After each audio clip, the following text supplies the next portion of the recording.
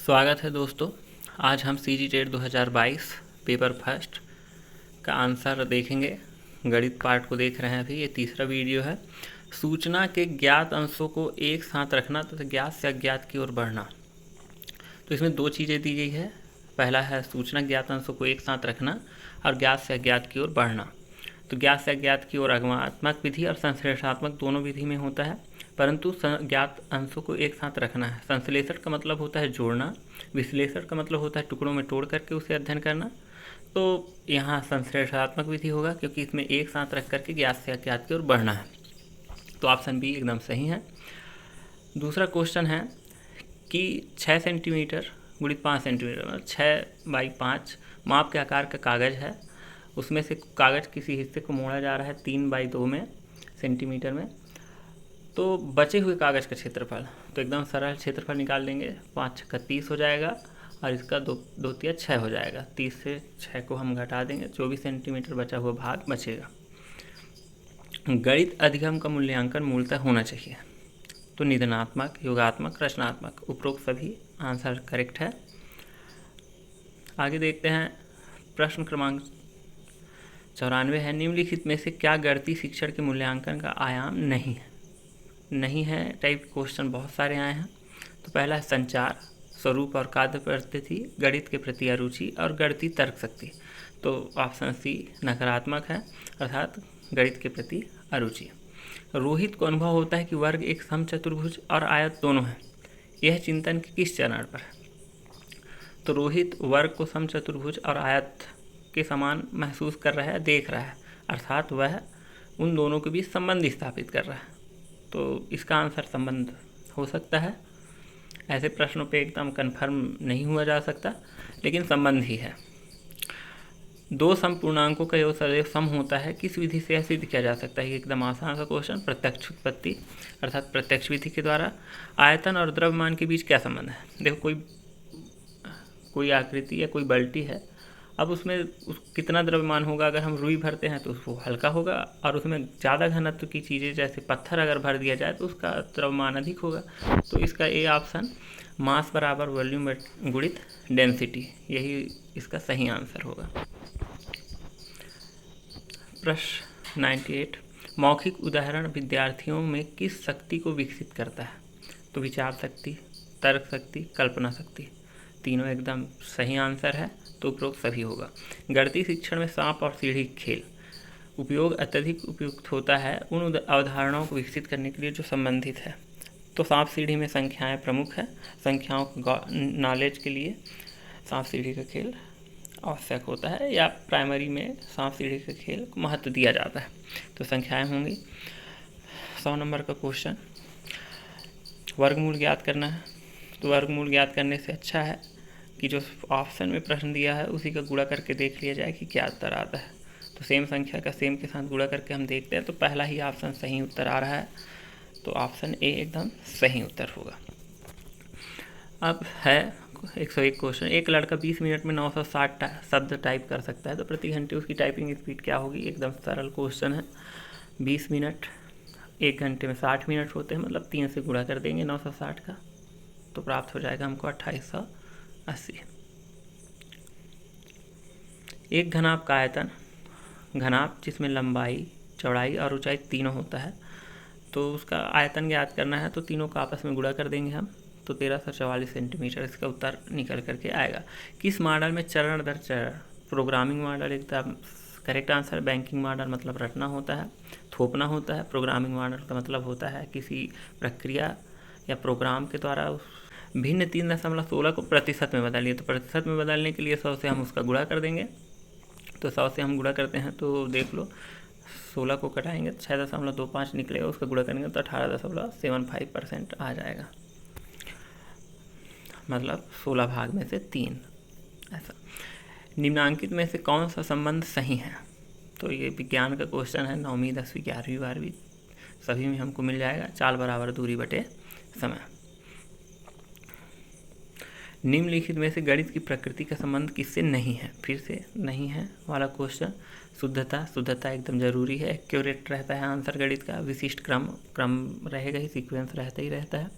विस्तारित अभिव्यक्ति ये आवश्यक नहीं है कि हम उसको विस्तार पूर्वक समझाएं, वो एक क्रम के आधार पर चलता है। स्वरूप पैटर्न तो होते ही हैं गणितों में, पैटर्न हम पहचानते हैं तो आसान हो जाता है सब कुछ। तो ऑप्शन सी विस्तारित अभिव्यक्ति एकदम सही आंसर रहेगा इसके लिए।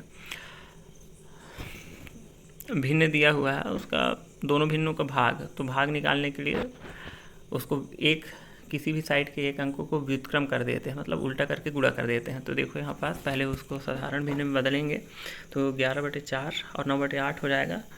तो उसको व्युत्क्रम कर देंगे और गुणा कर देंगे तो 11/4 गुणित 8 गुणित 9 हो जाएगा, 22/9। एकदम आसान सवाल। 3, 8, 9 और x का औसत मान, मतलब 4 संख्याएं उनका औसत मान 6 है। तो 4 संख्याएं का टोटल आयु निकाल लेंगे या मान निकाल लेंगे तो कितना हो जाएगा, 6 चौक 24, और तीनों संख्याओं को जोड़ लेंगे और उसको घटा देते हैं। तो 24 चारों का टोटल मान है, और 3, 8, 11, 11 और 9 20, 24 में से 20 घटा देंगे, 4 आंसर निकल करके आ जाएगा। XYZ करके बनाने की आवश्यकता नहीं है। व्यक्ति ए किसी काम को 20 दिन में करता है, उसी काम को व्यक्ति ए और बी दोनों मिलकर 15 दिन में करते हैं। यदि उनको पूरे काम करने के लिए 400 रुपये दिया जाता है तो पहले हम ये निकाल लेते हैं कि बी कितने दिनों में उसी काम को कर पाता है। तो उसके लिए ए बी मिश्र, मतलब मिल करके जो काम कर रहे हैं 1/15 उसको ले लिया, और ए जो काम कर रहा है वो 1/20 है। अब दोनों का लघुत्तम निकाल करके हम निकालेंगे तो 20 8 दिन में काम कर पाता है, मतलब 3 गुना ज़्यादा समय लेता है। तो ए को 3 गुना ज़्यादा पैसा मिलेगा। तो ऑप्शन ए बराबर 300 और बी बराबर 100 एकदम करेक्ट आंसर रहेगा। यदि 18:13.5 समानुपात है 16:x के, तो x का मान ज्ञात कीजिए। तो भिन्न के रूप में लिख करके x का मान निकाल लेंगे। तो जो संख्या x के साथ है वो नीचे वाले संख्या दूसरे भिन्न के नीचे वाले संख्या के साथ गुणा हो जाएगा, और x का उसके ऊपरी वाले संख्या के साथ कटा देंगे, 12 आंसर आएगा। एक क्षतिग्रस्त कुर्सी जिसका मूल्य 110 रुपये है, उसे 10% हानि पर बेचा जाए, तो हानि पर बेचा जाएगा तो नुकसान ही होगा। तो उस कुर्सी का विक्रय मूल्य ज्ञात कीजिए। अब ऑप्शन में देखिए सभी 110 से ऊपर है और 10% हानि से बेचा जा रहा है, तो बचा ₹99 यही होगा। इसको निकालने के लिए हम ऐसा भी कर सकते हैं कि 110 और अगर हानि में रहता है तो 100 माइनस कर देते हैं, 90/100 हो जाएगा, और प्लस अगर लाभ में होता है तो 100 प्लस लाभ कर देते, लाभ % कर देते। तो इसका आंसर ₹99 निकल के आएगा। 450 रुपये की राशि के लिए साधारण ब्याज 4.5 प्रतिवर्ष की दर से ब्याज को 81 रुपये प्राप्त करने में तो साधारण ब्याज का क्वेश्चन है। तो इस तरीके से हम लोग निकाल लेंगे। तो 81 × 100 और 4.5 × 450 हो जाएगा। तो 4.5 को उसको बढ़ देंगे तो ऊपर में 1000 कर दो और उसको कटा लेंगे तो 4 वर्ष से निकल करके आएगा। सॉल्व क्वेश्चन के लिए एक अच्छे से वीडियो बनाऊंगा और एक आध दिन के अंदर डाल देते हैं उसको भी। सीखना यानी रटना किस मॉडल का सूचक है, आ गया। तो बैंकिंग मॉडल अभी बताया, थोपना, किसी चीज़ को ज़बरदस्ती रटवाना, ये सब बैंकिंग मॉडल के अंतर्गत आता है। यदि किसी बेलन की त्रिज्या और ऊंचाई क्रमशः R और H हो तो बेलन का आयतन, तो बेलन कैसा रहेगा, गोल शेप पे रहेगा और लंबाई भी उसमें रहेगी, ऊंचाई भी रहेगी, ठीक है, लंबाई या ऊंचाई भी रहेगी। तो इसका πr का स्क्वायर ये वृत्त का हो गया और उसमें ऊंचाई भी है तो πr का स्क्वायर h है। यदि दो संख्याओं का महत्तम समानुपात 15 तथा उनका लघुत्तम समानुपात 300 है तथा एक संख्या 60 और दूसरी संख्या क्या होगी, तो इसका आंसर 75 आएगा।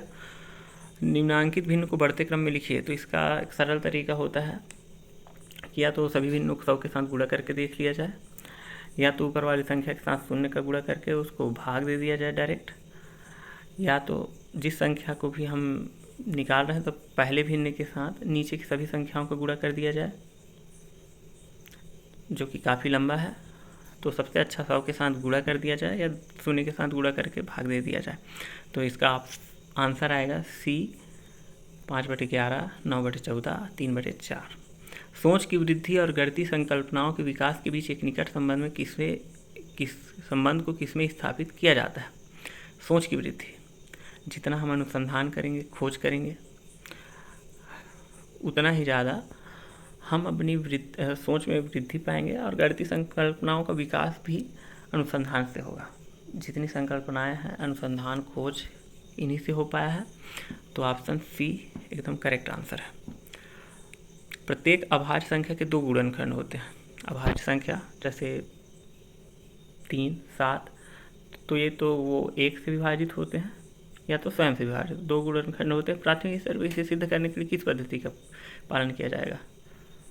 तो इसका आंसर थोड़ा कन्फ्यूजिंग है, फिर भी विश्लेषण हो सकता है, कन्फर्म नहीं है।